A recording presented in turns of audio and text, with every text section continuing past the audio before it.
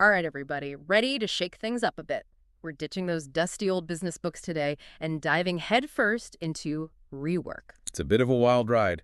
Rework takes everything we think we know about success and kind of, well, throws it out the window. Exactly. This book is like a breath of fresh air, especially if you're tired of those soul-crushing business cliches. You know, the ones that say you have to be miserable, working 24/7 to even sniff at success. Right, the whole suffering for your art, but like for your business. Yes, it's like people think success is only valid if you've had a complete meltdown to get there.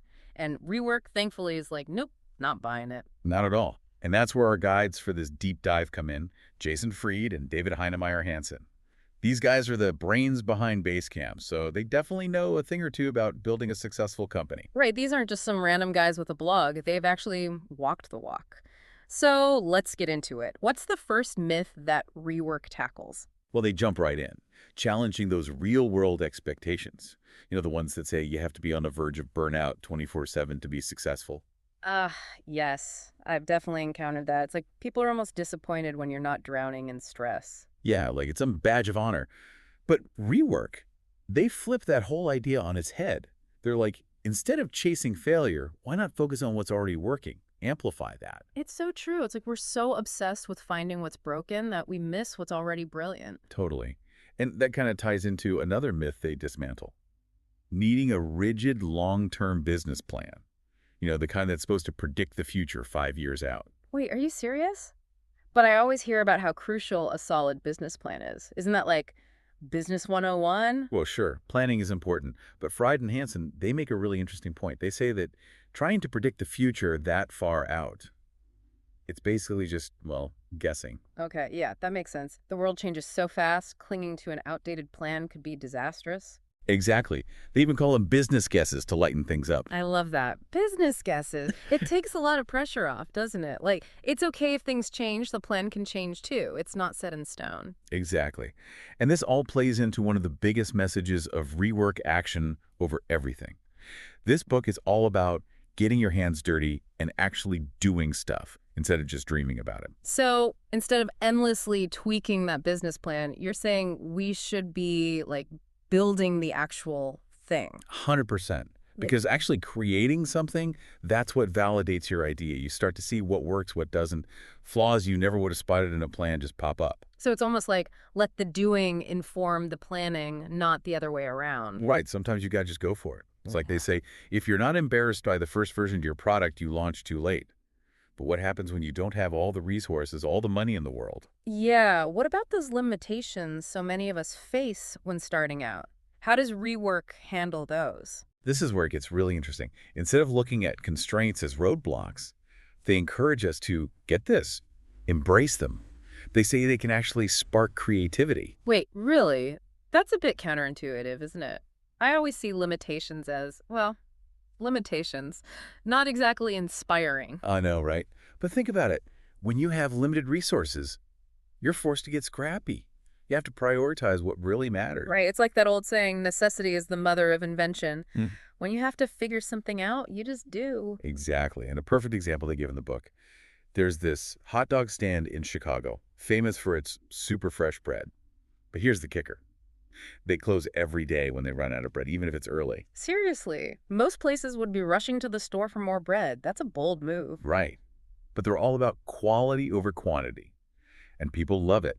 That commitment to fresh ingredients is what makes them stand out. It makes you think. Would you rather have a mediocre hot dog from a place open late or an amazing hot dog from a place that closes when they're out? Tough choice. Right. For me, it's quality all the way. So how else do they tell us to, like, hug our limitations? Because I'm still trying to wrap my head around that. Me too. I'm so used to seeing them as the enemy. Well, they have this principle. Build half a product, not a half-assed product. It's all about focusing your energy on really nailing the core of what you do, even if it means ditching some of your initial ideas. I love that. Half a product, not a half-assed product. It's so easy to get caught up in trying to do everything at once.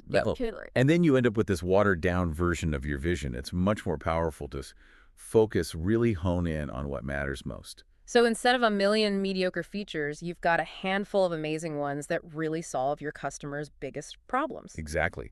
And because you've poured all your energy into those core features, they're going to be insanely good. And that's what gets people hooked. Right. It's like that classic saying, jack of all trades, master of none. 100%.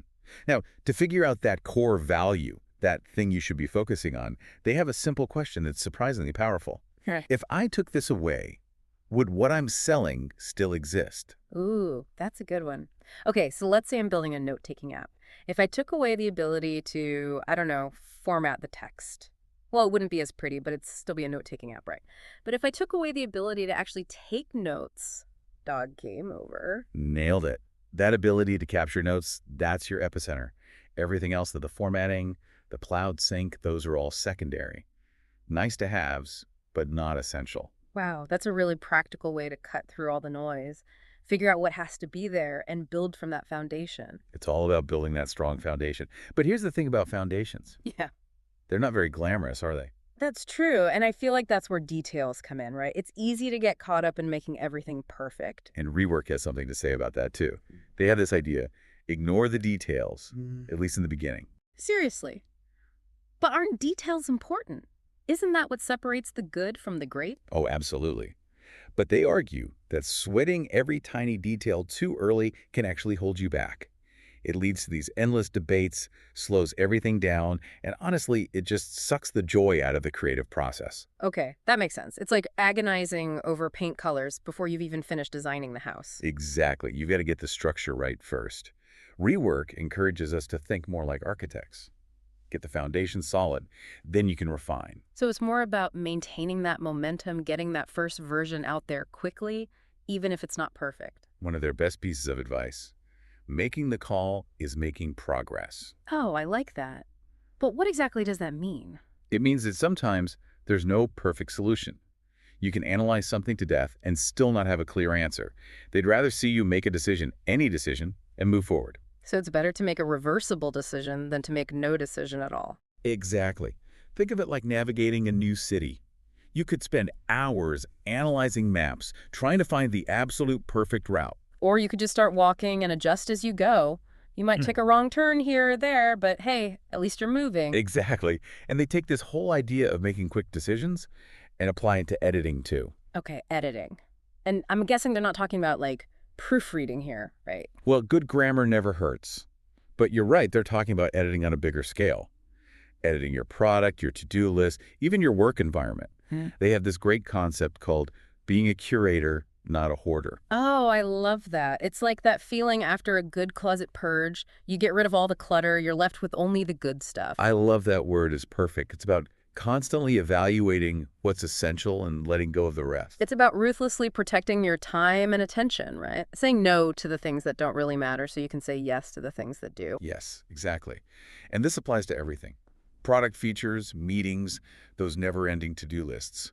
Speaking of which, have you noticed those massive to-do lists never actually get done? Oh, tell me about it. I start the week with such good intentions, this beautifully organized list, and then by Wednesday, it's like a runaway train of unmet expectations. Right. Rework suggests something much simpler. Ditch the long lists and break down your tasks into smaller, more manageable chunks. So it's about those small victories again, building momentum. Yeah. Exactly. It's way more motivating to end the day feeling accomplished instead of staring down this monster to-do list that never ends. But sometimes, even with a manageable to-do list, we just hit a wall, you know? Oh, absolutely. Sometimes my brain just feels fried. Well, guess what Rework suggests we do about that? What? Tell me they have a magical cure for brain fry. It's pretty simple, actually. They say, go to sleep. Wait, seriously? They're advocating for sleep in the middle of the day. Yes. They completely debunk the myth of the all-nighter, the idea that sleep deprivation is some badge of honor in the business world. And honestly, from experience, I know I make the worst decisions when I'm sleep deprived. We've all been there. You're not thinking clearly, you're more likely to make mistakes, your work suffers. It's like trying to run a marathon with no energy. Not exactly a recipe for success. So they're really advocating for a more, I don't know, humane approach, one that doesn't demand we sacrifice our health and sanity for the sake of our business. Exactly. And they even have practical tips, like their concept of TBYB. TBYB, what's that stand for? Take your best break. Simple, right? I mean, it sounds simple, But is there more to it? They're basically saying, figure out when you're naturally most alert, focused, most you, and then protect that time with your life. So schedule your most important tasks for that TBYB time. Exactly. Work with your natural rhythms, not against them. It's Yeah. like they say in the book, when you feel like it, do it. It's about making your work work for you. This whole idea of working with your energy, instead of constantly fighting against it, it's just so refreshing. Like giving yourself permission to actually rest. It's about sustainability. Yeah. And that actually leads perfectly into how Rework tackles competition. Because it's kind of a different beast, Yeah, right? it's like everyone's always saying, study your competitors, know your enemy. It's almost an obsession. And it can be exhausting. You're always looking over your shoulder instead of focusing on your own path, which is why Rework says, don't copy. Don't copy. So instead of trying to be better than everyone else, we should aim to be different. Exactly. Find what makes you unique, what you stand for, and bake that into everything you do. Your product, your marketing, everything. So it's about standing out from the crowd, not trying to blend in with it. Right. And they give some killer examples like Zappos. I mean, they sell shoes, right? Yeah, but their customer service is legendary. I've heard stories. Exactly. It's those stories that make them different. They're not just selling shoes, they're selling an experience, this feeling of being taken care of. So it's not just about the product, it's about the whole package, the story, the feeling you create. Absolutely. Another example they use, Polyface Farms. This totally sustainable farm doing things ethically, even if it means their products cost a bit more. And I bet people gladly pay extra knowing their food's coming from a good place. Right. It's about values. They're selling a philosophy, a commitment to doing things differently.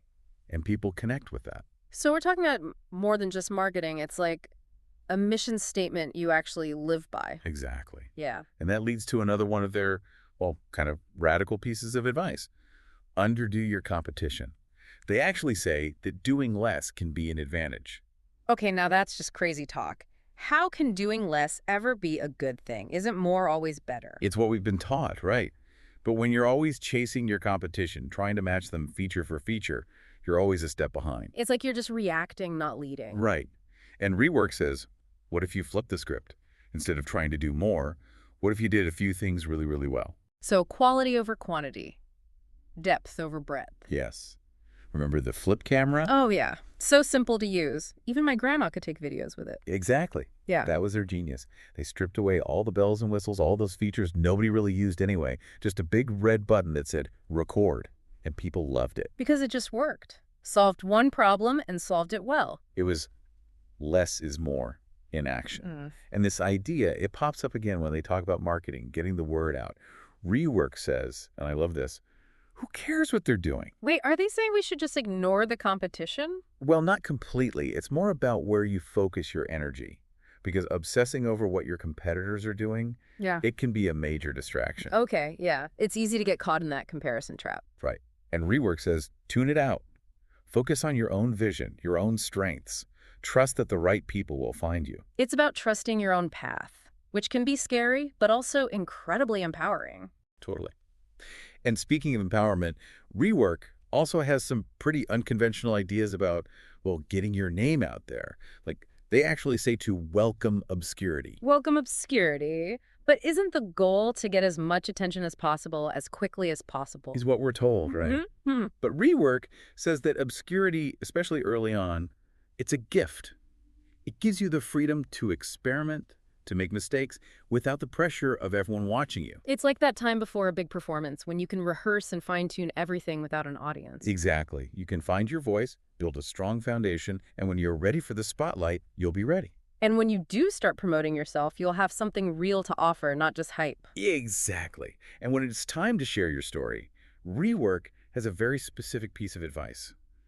Build an audience by teaching, not pitching. So it's about adding value, becoming a resource people trust, instead of just constantly selling to them. Right. Nobody wants to be bombarded with sales pitches all day. Yeah. But if you're offering something helpful, something valuable, people will pay attention. It's about building relationships, not just transactions, which honestly feels so much more sustainable, you know? Totally. And they even take it a step further. They say one of the best ways to build a loyal following is to give your product away for free. Wait, are we talking about a free trial here? Or like actually giving it away? They actually compare it to get the strategy of drug dealer. Whoa, okay. Yeah. That took a turn I wasn't expecting. It's a bold comparison, but their point is drug dealers are so confident in their product, they'll give you a taste for free, knowing you'll be back for more. So it's about creating something so good, so irresistible that people can't help but become hooked. Exactly. And that leads to another one of their key ideas. Marketing is not a department. What? But what about all those marketing teams, those marketing budgets? Are they saying it's all unnecessary? It's more about broadening the definition of marketing. They're saying it's not just ads and slogans. It's woven into everything you do. So it's not just what you say, it's how you act, how you treat people. It's every interaction. Yeah. How you answer the phone, how you respond to emails. It's all marketing. It's about walking the walk, not just talking the talk. And people can spot the difference a mile away. It's like they can tell you're wearing a cheap suit, even if they can't see you. People can just sense when something's not genuine, you know? 100%. And speaking of things that often feel kind of fake, Rework does not hold back when it comes to press releases. Ooh, yeah. Don't get me started on press releases. My inbox is overflowing with them. It's like, who even reads these anymore? I actually call them out saying press releases are spam. And honestly, I have to agree. Most of the time, it's just noise, right? Totally. So if press releases are a no-go, especially when you're just starting out, how are you supposed to get the word out? They're big proponents of a more organic approach, as in build an audience, do good work, and they'll come. It sounds so simple when you say it like that. But how do you actually build an audience without, a massive marketing budget? They're all about sharing your expertise. Blog posts, articles, videos, even podcasts. Anything that provides real value to the people you want to reach. Remember, teach, don't pitch. Right. Become that go-to resource, that trusted voice. And then the press, the media attention. It'll come naturally. Exactly. And even when you're small, don't be afraid to look for those opportunities. Maybe not the biggest publications right away, but smaller blogs, niche websites. Find your people, those who really get what you're doing. Exactly. Build that credibility, and those bigger opportunities, they'll come knocking. But it all starts with having a solid team, right? And Rework has some strong opinions on hiring too. Oh, I bet. What's their take on building a team? One of their big things is do it yourself first. So before you hire someone to do a job, you should try doing it yourself. It's about getting firsthand experience. You'll understand the role better, be able to write a better job description, ask more insightful interview questions. It's like you're not just delegating. You're leading by example, showing that you're not above getting your hands dirty. I like that. And when it comes to actually evaluating those candidates, well, Rework doesn't have much love for the traditional resume. They say resumes are ridiculous. You know what? They kind of have a point. Resumes can be so formal, It's hard to get a real sense of who someone is from a piece of paper. Exactly. They'd rather see what you can do. Their advice: hire great writers. Ooh, I love that. And it's so true. Being a great writer, it's not just about grammar. It's about being able to think clearly, communicate effectively. Exactly. Those skills are valuable in any role. It shows you can articulate your ideas, work well with others. And speaking of shaking up traditional thinking, they also say forget about formal education. Wait, are they saying college is pointless? Not necessarily. It's more about recognizing that a degree isn't the only path to success. Be open to people with different backgrounds, different experiences. It's about potential, not just a pedigree. Exactly. And once you've got your team, it's about building a culture where they can thrive. And Rework emphasizes trust and autonomy. They have this concept called managers of one. Okay, managers of one, tell me more. They're basically saying create an environment where people can truly own their work, where they can set their own goals, manage their own time, and get things done without someone breathing down their neck. It all comes back to trust, doesn't it? Trusting your team to do their best work. Right. And part of that is recognizing that people have lives outside of work. Remember their whole thing about sending people home at 5? Oh, yeah. It's so counter to that whole hustle harder mentality. Because the truth is, when people have a life outside of work, they're more energized, more engaged when they're working. They're not just robots, right? They're humans with passions and families and, a need for sleep. Exactly. And speaking of energy and inspiration, one of my favorite parts of the book is this idea: inspiration is perishable. Okay, that's intriguing. Inspiration is perishable. What do they mean by that? They're basically saying that inspiration is like a spark. It's fleeting. You have to grab it, and run with it before it disappears. Don't overthink it. Just go for it. Exactly. So if something's sparking your interest, don't wait for the perfect time, because it may never come. Just start. It's about taking action, which honestly feels like the perfect takeaway from Rework, don't you think? Totally. This book is all about challenging assumptions, ditching the outdated playbooks, and just getting out there and doing the work. So our final thought for you is this. Inspiration is perishable. What's one thing you're feeling inspired to start today? And what's one tiny step you can take right now to make it happen?